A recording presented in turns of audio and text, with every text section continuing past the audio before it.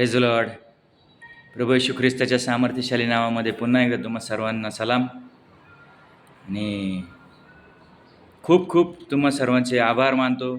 तुम्हाला धन्यवाद देतो, कारण तुम्ही काल मला वाढदिवसानिमित्त ज्या भरभरून शुभेच्छा दिल्यात त्या सगळ्यांचे आम्ही निश्चितच ऋणी आहे आणि असंच प्रेम राहू द्या. या थोड्या वेळ आपण देवाच्या वचनांकडे जाऊया आणि परमेश्वराच्या वचनांकडे लक्ष देऊया. तुमची अंतःकरणं आज तयार करा. Be prepare your self, prepare your hearts. देवाचं वचन ग्रहण करायचा प्रयत्न करा. त्या जिवंत देवाचं वचन घेऊन मी आज तुमच्या समोर आलेलं असताना, त्याच्या सुवार्तेची घोषणा मी करत असताना, ती सुवार्ता समजून घ्या, त्याचं मर्म जाणून घ्या, त्याचं रहस्य समजून घ्या आणि परमेश्वराचा गौरव करायचा प्रयत्न करूया. मत्तेकृत शुभवर्तमान 13वा अध्याय आणि पहिले 1 ते 9 वचनांमध्ये पेरणाऱ्याचा दाखला आम्हाला पाहायला मिळतो. आणि पेरणारा पेरणी करावायला निघाला आहे आणि काही बी वाटेवर पडले, काही बी खडकाळीवर पडले, काही काटेरी झाडांमध्ये पडले आणि काही चांगल्या सुपीक जमिनीमध्ये पडले. आमच्या अंतःकरणाची जमीन कशी आहे थोडासा आज विचार करायचा आहे. काय ती त्या वाटेसारखी आहे जिथं ते वचनाचं बी पेरलंच जाणार नाही, जी अतिशय कठीण जागा आहे. अशा वाटेवर ते वचन पडतंय का? काही खडकाळीवर पडले जिथं मूळ धरायला जागाच नाही आहे, अशा जागेवरती ते पडले का? काही काटेरी झाडांमध्ये पडले का? किंवा काही चांगल्या सुपीक जमिनीमध्ये पडले का? ते वचनाचं बी नेमकं कुठं पडतंय? अंतःकरणाची जमीन कशी आहे चेक करा. म्हणून म्हटलं प्रिपेअर युअर सेल्फ. तुमच्या अंतःकरणाला आज पुन्हा एकदा तयार करा. देवाचं वचन ग्रहण करण्याची तयारी करा प्रियांनो. अंतःकरण नीट असेल तरच परमेश्वराकडे येऊ शकताल, अन्यथा अंतःकरण नीट नसेल तर मला नाही माहिती पुढे काय ते, परंतु परमेश्वर कसा आहे त्याच्याकडे थोडंसं लक्ष द्या. तो म्हणतो, मी भग्न आणि अनुतप्त हृदय तुच्छ मानणार नाही. आमचं हृदय परमेश्वराला जर आवडणार नसेल, यिर्मयाच्या पुस्तकात सांगितले की हृदय कपटी आहे. आम्ही कपट घेऊन परमेश्वराकडे येतोय का? थोडासा विचार करायला शिकूया. कपटी अंतःकरणाचे लोक परमेश्वराच्या राज्यात जाऊ शकत नाहीत. प्रियांनो, पापी असाल ना, पापामध्ये पडलेले असताल तर एक वेळ परमेश्वर क्षमा करेल, परंतु देवाच्या राज्यामध्ये जर कपट घेऊन येणार असताल तर परमेश्वर कदाचित ते कधीच मान्य करणार नाही. विचार करा या गोष्टींचा. आणि उत्पत्तीच्या 4थ्या अध्यायामध्ये 1 ते 4 वचनांमध्ये जर आपण पाहिलं तर तिथे काईन आणि हबेल आम्हाला पाहायला मिळतो. आणि आदाम आणि हवा, जे परमेश्वराची पहिली उत्पत्ती, मनुष्याची पहिली निर्मिती जिथं झाली, त्या आदाम आणि हवेचे हे 2 पुत्र काईन आणि हबेल. आणि काईन हा शेतकरी होता, हबेल हा मेंढपाळ होता. आणि काईनाने आणि हबेलाने दोघांनी परमेश्वरासाठी अर्पण आणले.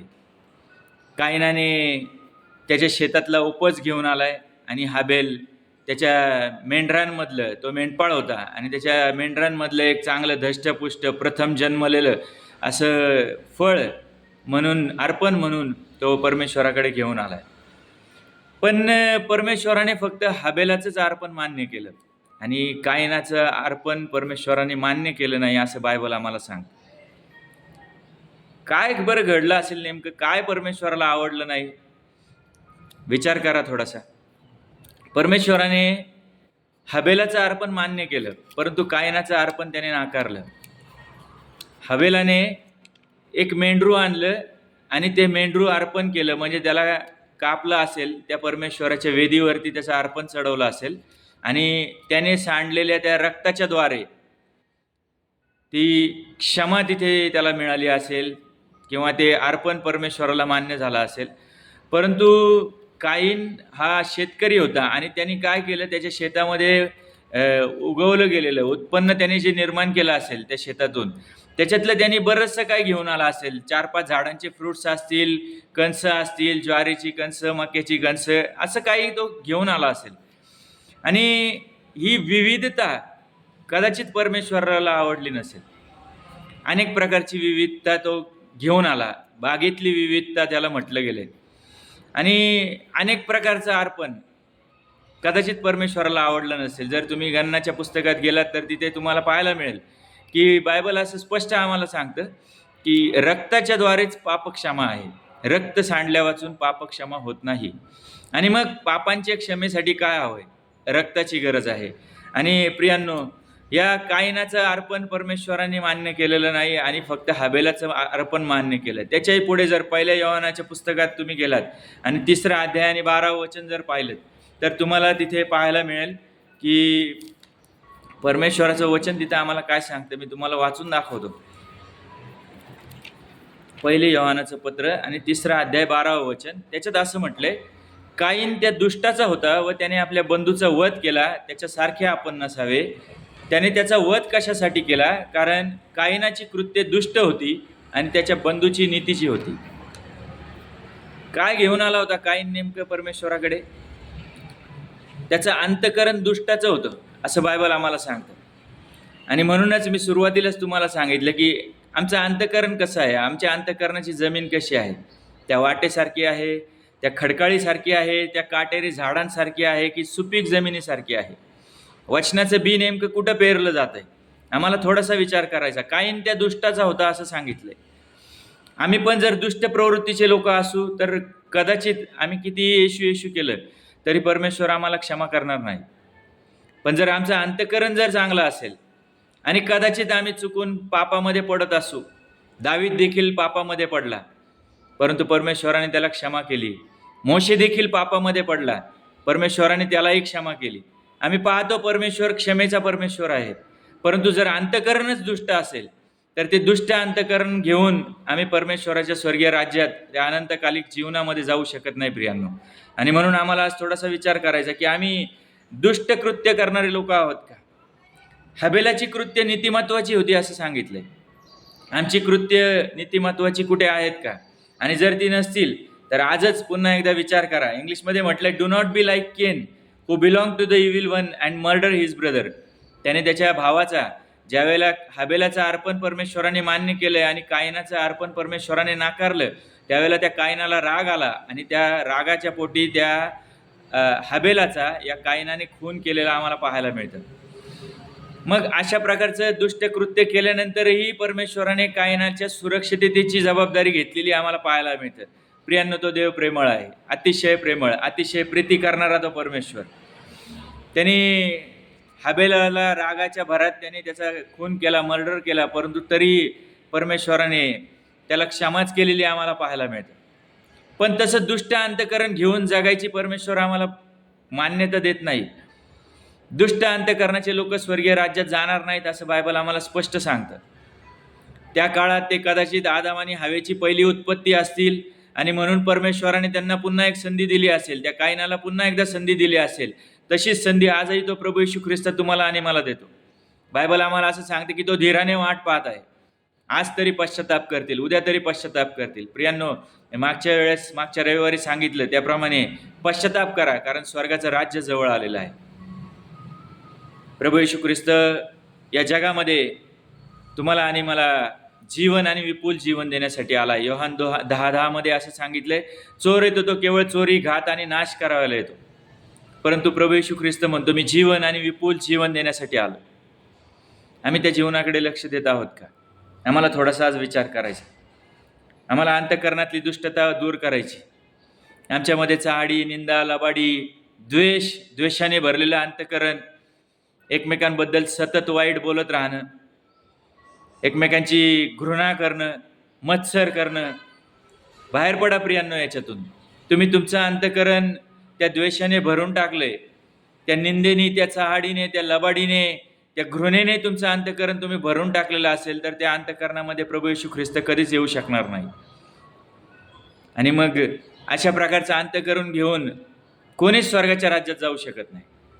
तुम्हाला आणि मला विचार करायचा आहे, आमचं अंतकरण कसं आहे? चोर येतो तो केवळ चोरी, घात आणि नाश करायला येतो. तो तुमच्या जीवनातला आनंद चोरी करायला आलाय. तो तुमच्या जीवनातलं आरोग्य चोरी करायला आलाय. तो तुमच्या जीवनामध्ये तुम्हाला अपयश देण्यासाठी आलाय. तो थोड्या वेळाचा तुम्हाला कदाचित आनंद देऊ शकेल, परंतु तो तुम्हाला सार्वकालिक जीवन देऊ शकणार नाही. प्रियांनो, तुमच्या जीवनामध्ये तो आजार आणि विकार घेऊन आलाय. तो चोर तुमच्या जीवनातला आनंद हिरावून घेण्यासाठी आलाय. जो आनंद प्रभू येशू ख्रिस्त तुम्हाला देऊ इच्छितो, तो आनंद हिरावून घेण्यासाठी तो सैतान आलाय.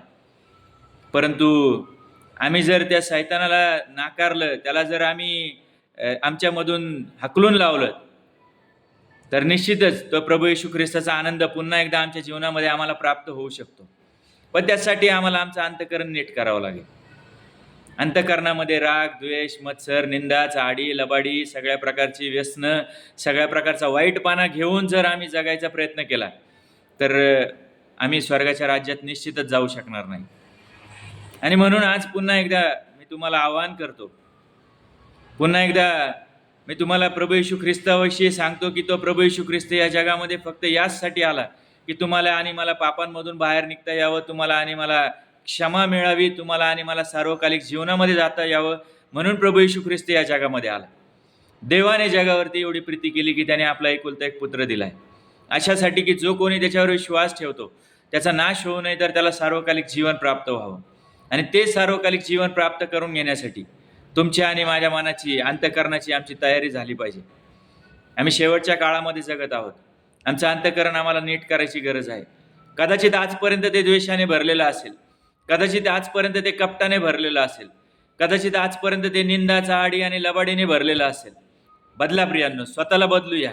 आम्ही स्वतःचं परिवर्तन करायचा प्रयत्न करूया. आम्ही लोकांना नावं ठेवण्यापेक्षा, आम्ही लोकांकडे पाहण्यापेक्षा आम्ही स्वतःकडे पाहायचा प्रयत्न करूया. आमच्या जीवनातली जी कमतरता आहे ती आपण त्या येशू ख्रिस्ताच्या वचनांच्या द्वारे दूर करायचा प्रयत्न करूया आणि त्या सार्वकालिक जीवनाकडे पाहायला शिकूया, ज्याच्यामध्ये आनंद आहे, सुख आहे, शांती आहे, समाधान आहे, अद्भुत असं आरोग्य आहे, अद्भुत असं सार्वकालिक जीवन ज्या प्रभू येशू ख्रिस्ताच्या नावामध्ये आहे, त्या प्रभू येशू ख्रिस्ताकडे पाहायला शिकूया. परमेश्वराने तो प्रभू येशू ख्रिस्त या जगात यासाठीच पाठवला की तुम्ही आणि मी शापातून मुक्त व्हावं, पापातून मुक्त व्हावं, सगळ्या प्रकारच्या त्रासातून, आजारातून, विकारातून मुक्त व्हावं. म्हणून प्रभू येशू ख्रिस्त या जीवनामध्ये आला. त्या येशूकडे आपण पाहायला शिकूया. आमचं अंतःकरण आपण नीट करायचा प्रयत्न करूया आणि त्या परमेश्वराला आपण हाक मारूया. त्या परमेश्वराला म्हणूया, आमचं अंतःकरण जे कदाचित आजपर्यंत सगळ्या प्रकारच्या वाईटाने, मलिनतेने भरलेलं होतं, त्या वाईटातून, त्या अंतःकरणातल्या त्या मलिनतेमधून, त्याच्यातून तू आम्हाला बाहेर काढ. आणि परमेश्वरा, आम्हाला तुझ्या पवित्र मार्गावर अधिक पवित्रपणे चालायचा प्रयत्न करता येऊ देत. आम्हाला शिकव परमेश्वरा, आमच्या विश्वासामध्ये वाढ कर आणि आम्हाला अधिक तुझ्या जवळ येता येऊ देत. अशा प्रकारची प्रार्थना आपण आज करूया. या आपण आपले डोळे बंद करू आणि आपण प्रार्थना करूया. धन्यवाद देतो जिवंत सेनाधीश परमेश्वरा, राजांच्या राजा, प्रभूंच्या प्रभू, सर्व गौरव तुला देत आम्ही तुझ्या दयासनापुढे येतो. खरोखर परमेश्वरा, आमचं अंतःकरण अधिक मलिनतेने भरलेलं आहे. परमेश्वर, तुझं वचन सांगते त्याप्रमाणे आमचं हृदय कपटी आहे जिवंत देवा. परंतु परमेश्वरा, त्याच्यातून बाहेर काढणारा तूच आणि तूच एकमेव प्रभू परमेश्वर आहेस. त्या प्रभू येशू ख्रिस्ताच्या पवित्र रक्ताच्या द्वारे आज पुन्हा एकदा आम्हाला धुव, आम्हाला शुद्ध कर. तो पुन्हा एकदा स्थिर असा आत्मा आमच्या प्रत्येकामध्ये घाल. परमेश्वरा, हा व्हिडिओ पाहणाऱ्या प्रत्येकाचं जीवन येशूच्या नावात तू बदलून टाक आणि परमेश्वरा, त्यांना त्या सगळ्या प्रकारच्या मलिनतेमधून तू दूर कर.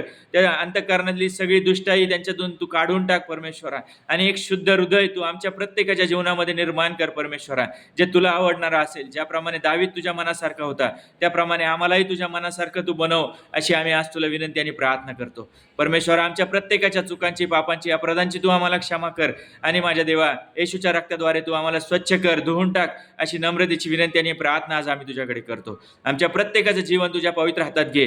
आज जे निराशेमध्ये असतील, जे त्रासात असतील, आजारात असतील, विकारांमध्ये असतील, अनेक प्रकारच्या समस्यांमध्ये असतील, संकटांमध्ये असतील, अशा प्रत्येकासाठी मी आज तुझ्याकडे मागतो परमेश्वरा. प्रत्येकाला त्या येशूच्या रक्ताच्या द्वारे सुटका दे, प्रत्येकाला त्या येशूच्या रक्ताच्या द्वारे आरोग्याचा स्पर्श कर आणि माझ्या देवा, होऊ देत तुझ्या नावाचा गौरव प्रत्येकाच्या जीवनाच्या द्वारे. प्रत्येकाला म्हणता येऊ देत, येशूच्या नावामध्ये मला शांती मिळाली आहे, येशूच्या नावामध्ये मला आरोग्य प्राप्त झालं आहे, येशूच्या नावामध्ये मला जीवन मिळालेलं आहे, अशी प्रत्येकाच्या मुखाची कबुली असू देत. हीच तुला आज नम्रतेची विनंती आणि प्रार्थना करतो. प्रत्येकाच्या जीवनाचा ताबा घे आणि प्रत्येकाला तू आशीर्वादित कर.